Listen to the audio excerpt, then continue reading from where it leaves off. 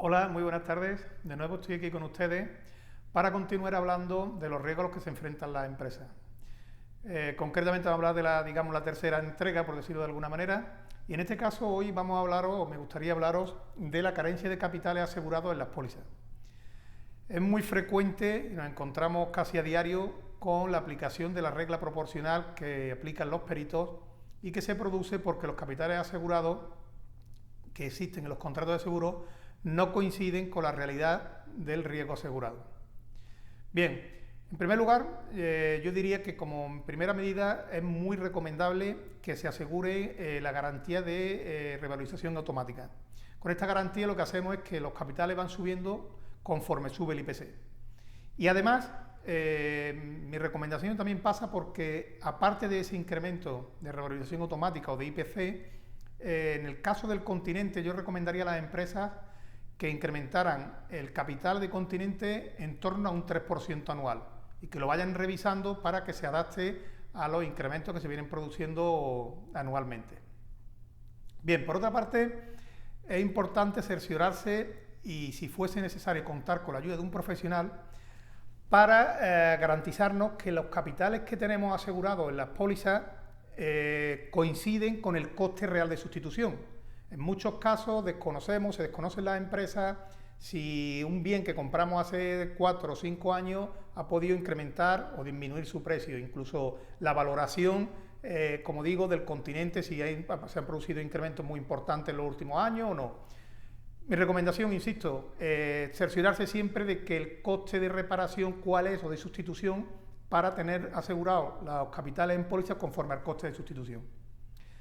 Por otra parte, también es importante saber y leer, y si no, como siempre os recomiendo, contar con el asesoramiento de un profesional para que mire la definición que existe en los contratos, en las pólizas, la definición de continente, de contenido y de existencia. Pues para lo que en algunas compañías puede ser contenido, para otras lo contempla como continente. Y para que unas compañías consideren que son existencias, en otras se considera que son contenidos. Por tanto, es muy importante leer las condiciones generales de la póliza y ver la definición que cada aseguradora da para esos riesgos concretamente: continente, contenido y existencia. Los sublímites. Los sublímites son, por ejemplo, voy a poner algunos casos concretos: sublímites de casos de bomberos, de honorarios de peritos, de honorarios profesionales, etcétera. En la mayoría de los casos, y la experiencia que yo tengo, es que quedan cortos.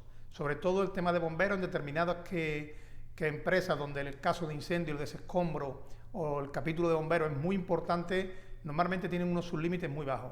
Revisar esos sublímites y adaptarlo a la realidad de lo que pudiera ser un coste de desescombro, un coste de bombero, un coste de honorario de perito o de profesionales. Por otra parte, adaptar los capitales de responsabilidad civil a los riesgos de cada empresa. Y me explico.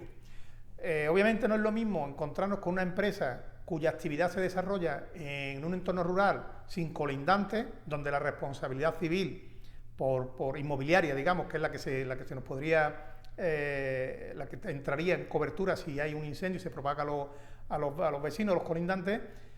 No es lo mismo aquella actividad, como digo, que está en despoblado, que una actividad que tenga arriba un bloque de pisos, o aquella empresa que está en un polígono donde tiene colindantes contiguos, con un capital asegurado, con unos capitales asegurados, con unos bienes importantes. En ese caso es muy recomendable revisar los capitales que nos encontramos en responsabilidad civil para adaptarlos a la situación de cada empresa y no quedarnos cortos en caso de un siniestro.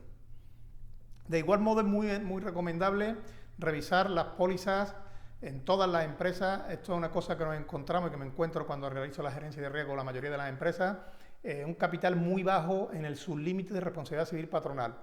Ahora mismo las indemnizaciones por fallecimiento en el ámbito laboral se están acogiendo en la mayoría de los casos los jueces al baremo de automóviles.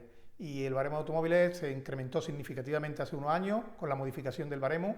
Por lo tanto, importante revisar los sublímites por víctima en la responsabilidad civil patronal para no encontrarnos sorpresas en caso de un accidente en el ámbito laboral. Por último, las pólizas de D&O. Ya he hecho mención en algún post o en alguna infografía y tal de la importancia que tiene, de la responsabilidad que, como decía el otro día en un juez que escuchaba en unas conferencias que daba el Colegio de Mediadores de Madrid.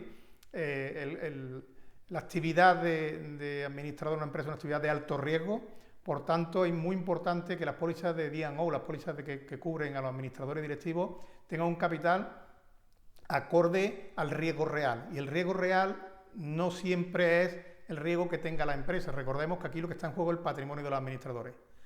Insisto, muy importante contar siempre con el asesoramiento de un profesional para que nos indique, para que nos guíe, para que nos ayude a determinar estos capitales. Mi recomendación como gerente de riesgo es siempre realizar un informe de riesgo financiero de D&O, un informe específico que hay para valorar la responsabilidad o el capital que tienen que tener las pólizas de responsabilidad de administradores y directivos.